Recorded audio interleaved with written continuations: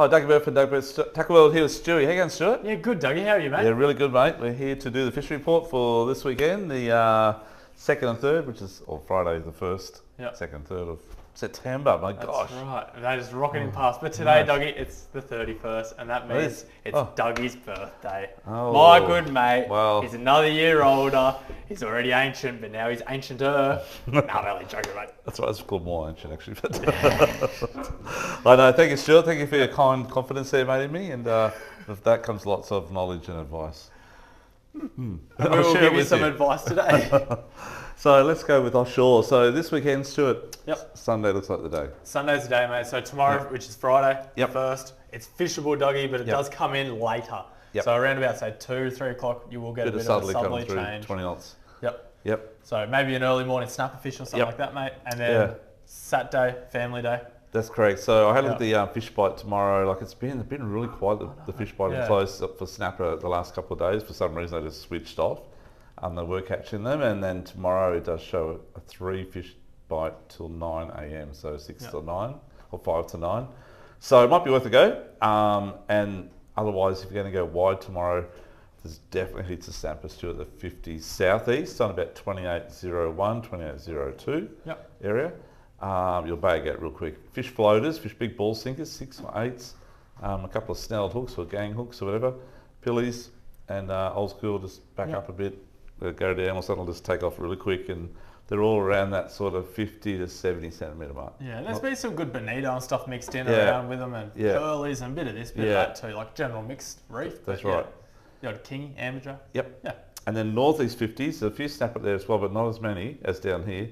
But definitely better pearlies up there. Yep. A lot more kingies and AJs and big ones too, Yep. So jigging's been really good. Yep. We're here on jigs. I've got deep water jig. I've got deep water jig, but snapper and pearlies, Dougie, like these things, we say it every week. Yeah. The old rubber, mate, goes pretty good. It's a fixed head one. Yeah, it is. I've been using those. They're very good. Yeah. And then, of course, the Baku Shimano style. We use them quite frequently as well. Very good. So use those in close on the lighter ones. They're 120 grams round about. Yeah, that's right. Yeah. So 115. They're really good out in the deeper water. Yeah. So on the 36 fathom reef and the 50 fathom reefs, there's been heaps of dolphin fish. Like this is August still, and changing in September tomorrow. But there's just so many dolphin fish. It's crazy. And I think last year was saying this in about early October, but now it's actually August. It's early again. Yeah. Water temperature there's only about 21, but there's just heaps of dolphin fish out there. So it's a good thing. The size has been quite good too, like a few little ones, but a lot of bigger ones showing up in that metre mark. One guy said the other day 1.2 metres, and a few guys ran that 850, 900 mil, which is around about 5 kilos, 6 kilo. Yeah. Great fun light gear. You must either have liveys. I'll take liveys. Sometimes they won't, but they really like it at the moment. It's not whole pillies, it's cubed. So half pilly at the most, but definitely the cube piece, cut it in about 3 pieces. Yeah. About a 3.0 or 4.0, like a octopus Shinto, whatever. And about 30 to 40 pound fluorocarbon leader. Check it every time you get one because they rasp it like a flatty does. Yeah, they're very prickly little teeth, so they definitely do. They rasp it, and no sinker. Yep. There's not much current, so you just get about probably 25 metres from the float. Yep. And throw out your pilly. If you're close to the float, you might want to throw a bit of burley out. Because there's not much current, the fish are near the float. They're not right up north of Earl Mound. There's a bit of current. Yep. There's a little bit of trickling to the south, so just a little bit north of the fads. Yep. The boys, Yeah. Both 36 and 50s, east, northeast, southeast, doesn't matter where it is, they're there. Yeah. Okay. I don't know, it's really early for trolling, Dougie, but I mean, skirts would have to be working. They will. And generally these pick up like a little bit better quality fish because you can troll around the outside, Dougie. Get those free swimmers. If you've got a few boats there, Stu, working the fad, troll around them because it's just too hard to get in there. It's a bit annoying. Yeah. And sometimes you troll around, the bigger fish are pushed out of it. Yeah. Other than Stewie casts, as you know, stick baits, mate. Stick baits work a treat. Yeah. Like Dougie's got a couple of Rapala ones there. Those sort of Helco, the slide dogs, they work a treat as well. Yep. But and they're pretty bright. Every year these X-Raps, they're 42 grams, they cast a mile. They're really, really good. Yeah. And we carry a whole range of those. There's a lot of other different lures we have in that category too that work well. Yeah. But that's what you need. Yeah. Sink a bit and just work it back to the boat, slow wind. But that's worth a go. Yeah. The snapper will be on the 36 fathoms as well, probably east more than northeast perhaps. Yep. But a little bit northeast as well. A couple of guys got some good ones during the week. Josh got some really good ones up to 90 or 80, did. Yeah, they're big. 85 centimetres sort of thing. and to give it a go. Jewies, there's been a few Jewies around as well. There's still a few cobra as well, folks. On the close reefs in that 50 metre mark or closer, especially for the Jew. I haven't heard much else other than that. Oh, Spanish crabs are on too. Yep. I might get a heap the other day. Did really well. So if you want to go out and get a few Spanish crabs, look out that 50 metre mark, anywhere from northeast of Seaway down to off Burleigh in that line. Just got to try and find where they are in that depth sort of thing. But Mark got a heap the other day. He did really well. Yeah. And deep water stew. So this Sundays you could definitely deep drop at the going at the weather forecast at the moment, which is around about 10 knots all day. Yep. Starts off at a southerly, then swings around the northerly in the afternoon about 5 to 10 knots. Yep. Looks great. Yeah.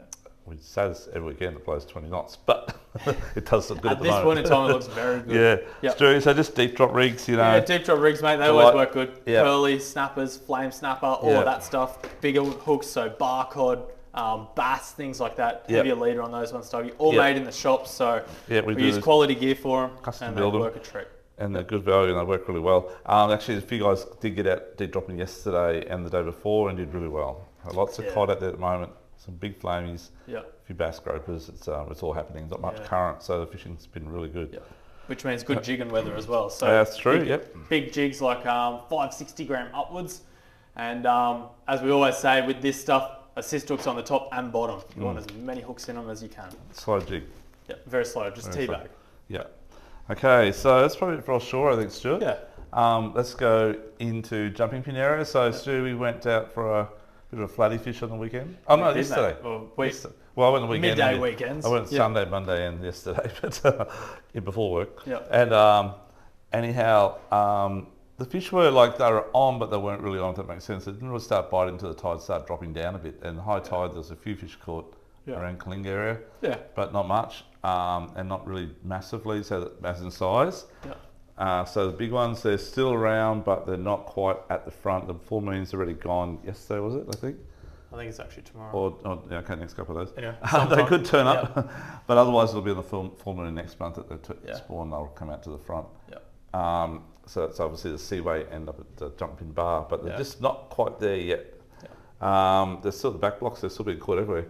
The biggest fish I got in the last couple of days went around 70 centimetre size, but there's a few caught in the 80s and even the 90 I heard during the week. Yeah, there's been some good fish. Yep.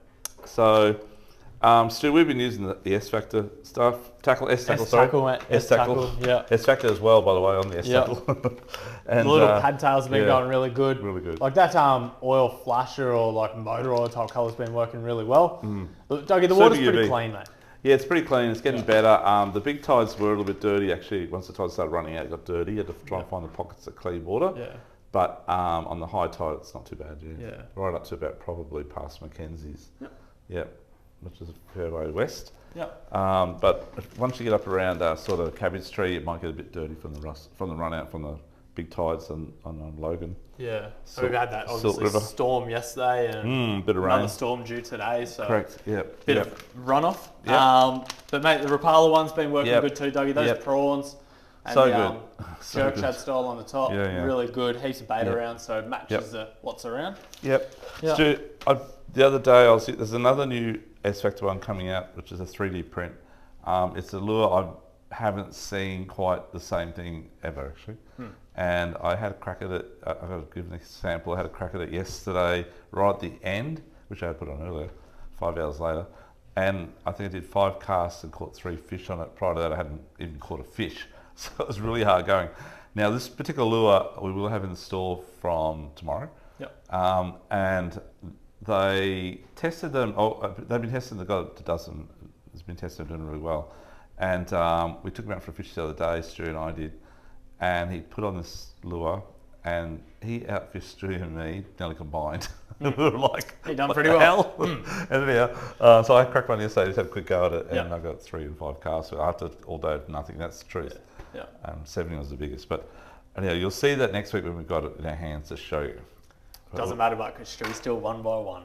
Oh, you did. Win's a win. Okay. Next. But Dougie, look, prawns style's been really good. Yep. And we got a couple of vibes yesterday too. Yeah, we've got some of them, bit of everything. Yep.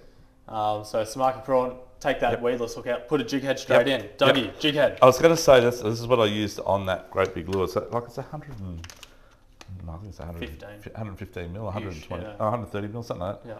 And I'm only I was using the Nedlock style in the S tackle, which are really good. But the Stu's got the football style. They're down this 1.6. I was only using 1.610. Oh, sorry, 1.630 I was using. Yeah. And a 1/4 30. Both work really well. Yeah. So kind of good. Nedlock's obviously a very good hook spot. TT, we got a whole range of those, including their new bigger ones as well. So we've still got those fellas in stock, ready to go. Different colours. Up to a 5.0 half ounce. That we carry them up to in sizes. Somewhere around there. Something. Yep. We'll bigger than a quarter. That next week. Yep. Stu, the vibes. This is a couple of new colours from Samaki, which are really good. One's a white bait sort of colour, and one's a prawn colour. Yeah. Both very good, and great. Yeah. Now, Stu, we saw a few tails dropping around yesterday. I was surprised you didn't throw a lure at them, but no, we weren't quite close enough. But I tried. Just a little metals, mate. There's so much little white bait up there, folks. There's so many white bait, and that's what they're feeding on. Yep. So just little metals, like up to about 25 grams. That little one there, believe it or not, it's 21 grams, but it's a small profile. So, look, if you've got kids or you're not really a flash caster yourself, chuck on something like that. It's the right size, but the extra weight, you'll get a lot further. Yeah, throw it out easy. Dougie normally throws those ones. I'll throw the lighter ones. Yeah, that's it. Yeah, easy for me. Come on, mate. Come on, big Dougie. kid, mate. Big kid. Trolling, guys. So trolling is something you need to learn to do in your flathead criteria. Vocabulary. Yeah, that's right. So you need to allow certain stages of the tide to troll, and we talk about that always in our seminars. Yeah. But we would troll half the time that we're fishing on most days that we go for a fish. Yeah. And little lures. So little lures. Yeah. Like that size there.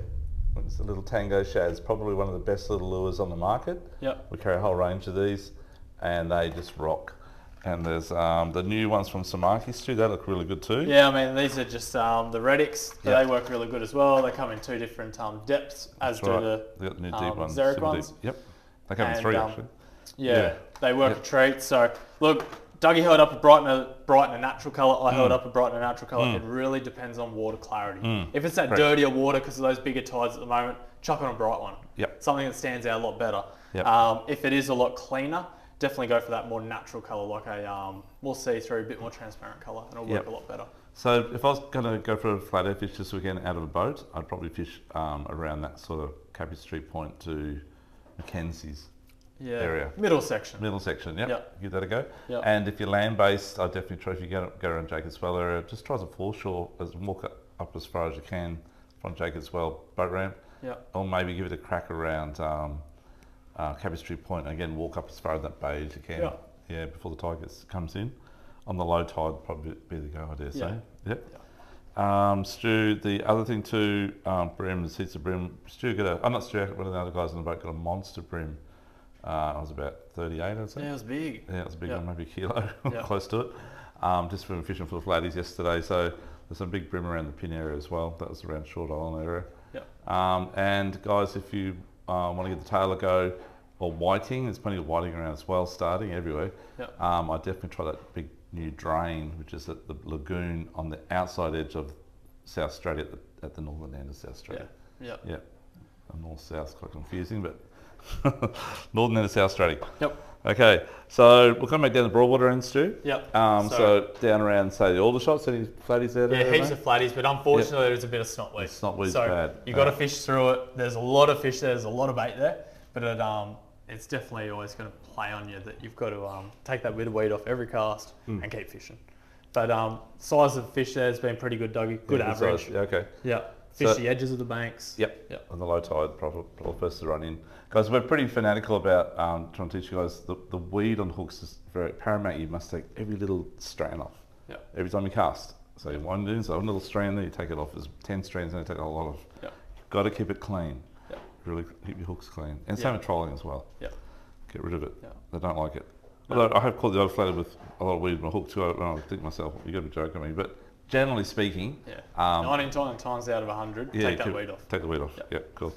Okay, so back down, say around the banks north of Sovereign Island. They're pretty good at the moment. North of Crab, I should say. Yeah, Northern Crab. So like from say Sovereign to Crab Island itself. All of that middle section. Look, there's still snotweed there. It's not quite as bad as the Aldershots, but there's a lot of fish there, don't so, a lot of fish, still just cast in like little paddle tails. Like we use the fuse stuff a fair bit as well as you'd all know.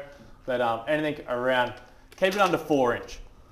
So it's 2 to 4 inches at the moment. All the bait's pretty small. The fish are honed in on that size. So fish that smaller profile.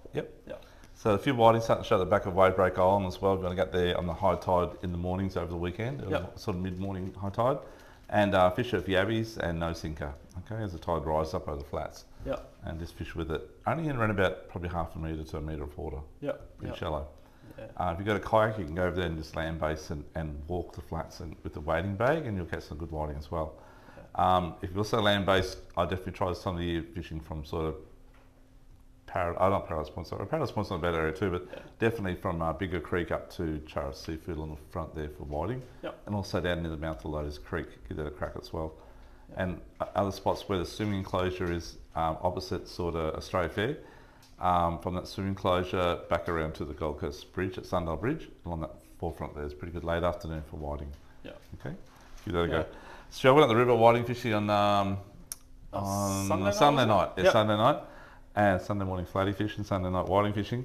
And I went and caught some beach worms, some live beach worms, and one of our friends out there, Sam, was up there, and we sold him. How many packets of those? 4.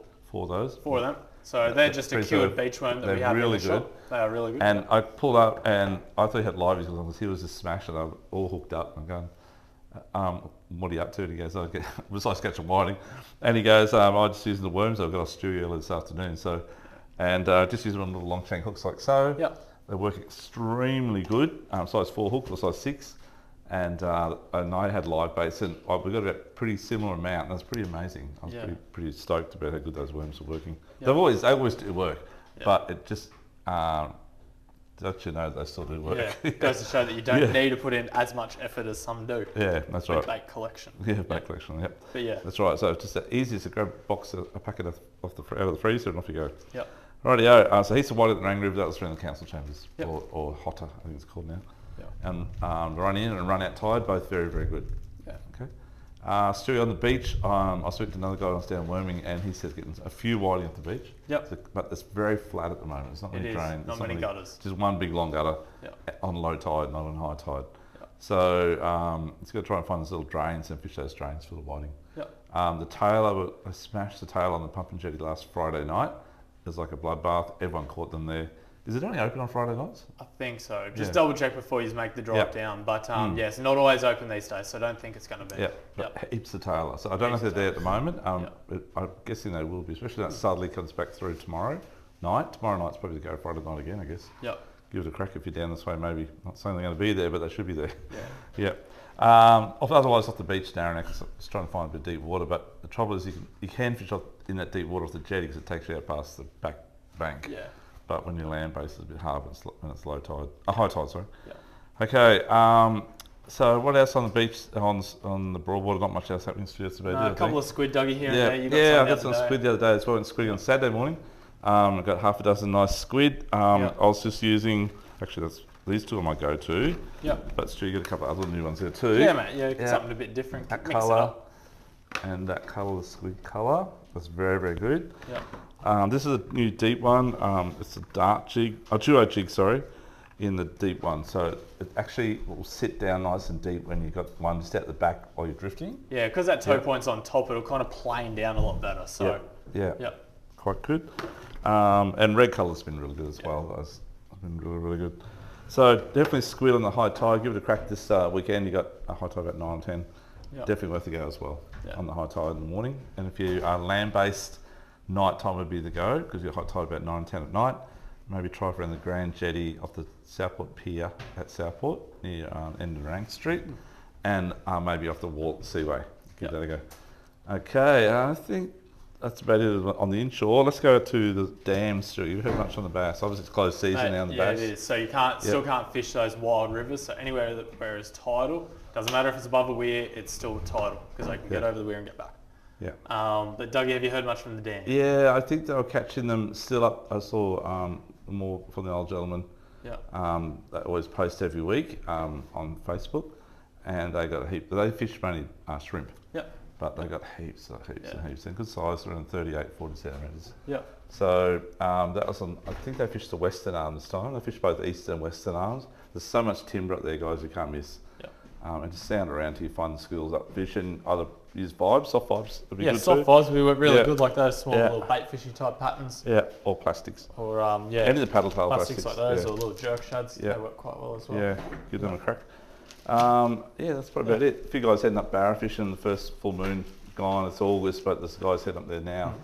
I've got a Wonga and Mondrian to chase Barra, but definitely October moon's the best one. But it's late in the month this year, so maybe September late one would be not too bad actually. Yeah, so we're going to chase Barra. Through a few threadies still around the Broadwater and up Jumping Pin area as well, Stu. Western blocks. So if you want to chase those, they're hit and miss at the moment, but definitely if you get one, they're beautiful fish and they're great to eat too. Yeah. Okay, good luck. So guys, don't forget, we're actually doing a seminar tonight on flatty fishing as well, again. But we do have a couple of competitions at the moment which are running. One is every $50 spend on fishing gear, on flatty gear that is. You get drawn into the ticket to win a fishing trip with Stu, me and a couple other guys that staff work here or previously worked here. We're really good at doing what we do in this comp. It's very competitive, but it's a great day out. So you get a ticket to that and hopefully we'll draw you out of the hat. We've also got a competition with S Tackle. Every $50 spend on S Tackle, you get a draw into about a $600 value of product. It gets drawn at the end of September. And I'd just like to say thank you too for everyone who contributed towards my daughter cutting her hair off for cancer fund. And you guys did really well. For those of you who did contribute, thank you so much. And we've done the draw, we've got the person's name, we'll let them know. And we'd like to say thank you again. And also don't forget to follow us on our Facebook page, our YouTube page, our Instagram, and we'll catch you next week. Let your friends know about us as well. Thank you very much. Thanks. Thanks, Stu.